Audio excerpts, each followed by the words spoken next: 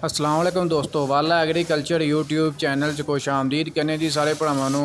ਅੱਜ ਜੀ ਦੋਸਤੋ ਪੰਜਾਬ ਦੀਆਂ ਮੁxtਲਿਫ ਗੱਲਾਂ ਮੰਡੀਆਂ ਦੀਆਂ ਤੁਹਾਨੂੰ ਗੰਦਮ ਦੀਆਂ, ਮਕਈ ਦੀਆਂ ਤੇ ਮੂੰਜੀ ਦੀ ਅਪਡੇਟ ਦੇਣੀ ਹੈ ਕਿ ਕੀ ਸੂਰਤ ਹਾਲ ਹੈ, ਕੀ ਰੇਟਸ ਮਿਲ ਰਿਹਾ ਜ਼ਿਮੀਂਦਾਰਾਂ ਨੂੰ।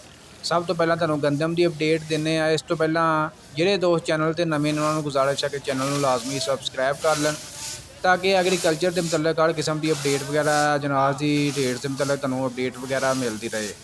ਸਭ ਤੋਂ ਪਹਿਲਾਂ ਜੀ ਗੰਦਮ ਦੀ ਗੱਲ ਕਰਦੇ ਹਾਂ ਤੇ ਮੁxtਲਿਫ ਗੱਲਾਂ ਮੰਡੀਆਂ ਦੇ ਵਿੱਚ ਗੰਦਮ ਦਾ ਜਿਹੜਾ ਰੇਟ ਹੈ ਦੁਬਾਰਾ ਜਿਹੜਾ ਆਸਤਾ ਤੇਜ਼ੀ ਆਣੀ ਸ਼ੁਰੂ ਹੋ ਗਈ ਹੈ। ਅੱਜ ਤਕਰੀਬਨ 50 ਤੋਂ 60 ਰੁਪਏ ਤੱਕ ਮਜ਼ੀਦ ਇਜ਼ਾਫਾ ਹੋ ਗਿਆ, ਯਾਨੀ ਕਿ ਗੰਦਮ ਫੀ ਕਿਲੋ ਯਾਨੀ ਕਿ ਫੀ ਮਣ 40 ਕਿਲੋਗ੍ਰਾਮ ਦੇ ਹਿਸਾਬ ਦੇ ਵਿੱਚ ਯਾਨੀ ਕਿ 60 ਤੋਂ 70 ਰੁਪਏ ਤੱਕ ਅੱਜ ਇਜ਼ਾਫਾ ਵੇਖਣ ਨੂੰ ਮਿਲਿਆ। ਬਾਅਦ ਮੰਡੀਆਂ ਦੇ ਵਿੱਚ 100 ਰੁਪਏ ਤੱਕ ਵੀ ਇਜ਼ਾਫਾ ਦੇਖਣ ਨੂੰ ਮਿਲਿਆ। ਫਿਲਹਾਲ ਮੰਡੀਆਂ ਦੇ ਵਿੱਚ ਤੁਹਾਨੂੰ ਜਿਸ ਤਰ੍ਹਾਂ ਕਿ ਤੁਹਾਨੂੰ ਪਹਿਲਾਂ ਵੀ ਅਪਡੇਟ ਦਿੱਤੀ ਸੀ 2600-2700 ਰੁਪਏ ਤੱਕ ਗੰਦਮ ਸੇਲ ਹੁੰਦੀ ਰਹੀ ਸੀ। ਅੱਜ ਤਕਰੀਬਨ ਗੰਦਮ 2850-2900 ਰੁਪਏ ਤੱਕ ਸੇਲ ਹੋ ਰਹੀ ਹੈ, ਜਦਕਿ ਬਾਅਦ ਮੰਡੀਆਂ ਦੇ ਵਿੱਚ 3000 ਰੁਪਏ ਤੱਕ ਵੀ ਸੇਲ ਹੋ ਰਹੀ ਹੈ।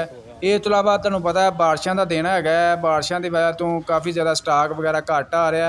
ਇਸ ਤੋਂ ਇਲਾਵਾ ਮਕਈ ਦੀ ਗੱਲ ਕਰੀਏ ਤਾਂ ਮਕਈ ਬਹਾਰੀਆ ਮਕਈ ਜਿਹੜੀ ਹੈ ਮਿਲਾ ਜੁਲਾ ਰੁਝਾਨ ਯਾਨੀ ਕਿ ਮਾਰਕੀਟ ਮੁਸਤਹਕਮ ਹੈ।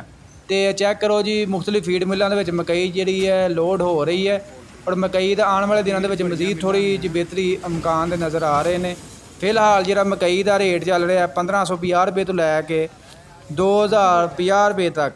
ਇਸ ਤੋਂ ਇਲਾਵਾ ਮੂੰਜੀ ਦੀ ਗੱਲ ਕਰ ਲਈਏ ਤਾਂ ਮੂੰਜੀ ਜਿਹੜੀ 1509-1692 ਜਿਹੜੀ ਆ ਉਹਦਾ ਰੇਟ ਤਕਰੀਬਨ 3500 ਰੁਪਏ ਤੋਂ ਲੈ ਕੇ 4500 ਰੁਪਏ ਤੱਕ ਮਿਲ ਰਿਹਾ ਜੀ, ਫੀ ਮਨ 40 ਕਿਲੋਗ੍ਰਾਮ ਦੇ ਹਿਸਾਬ ਨਾਲ। ਗੰਦਮ ਦੇ ਵਿੱਚ ਥੋੜ੍ਹੀ ਜਿਹੀ ਬਿਹਤਰੀ ਨਜ਼ਰ ਆਈ ਹੈ, ਜਦਕਿ ਮਕਈ ਦਾ ਮਿਲਾ ਜੁਲਾ ਰੁਝਾਨ ਮਾਰਕੀਟ ਦੇ ਵਿੱਚ ਚੱਲ ਰਿਹਾ ਹੈ, ਜਦਕਿ ਮੂੰਜੀ ਮਾਰਕੀਟ ਵਿੱਚ ਥੋੜ੍ਹੀ ਜਿਹੀ ਮੰਦੀ ਵੇਖਣ ਨੂੰ ਮਿਲੀ ਹੈ। ਵੀਡੀਓ ਅੱਛੀ ਲੱਗੀ ਲਾਈਕ ਸ਼ੇਅਰ ਕਰ ਦਿਓ ਜੀ।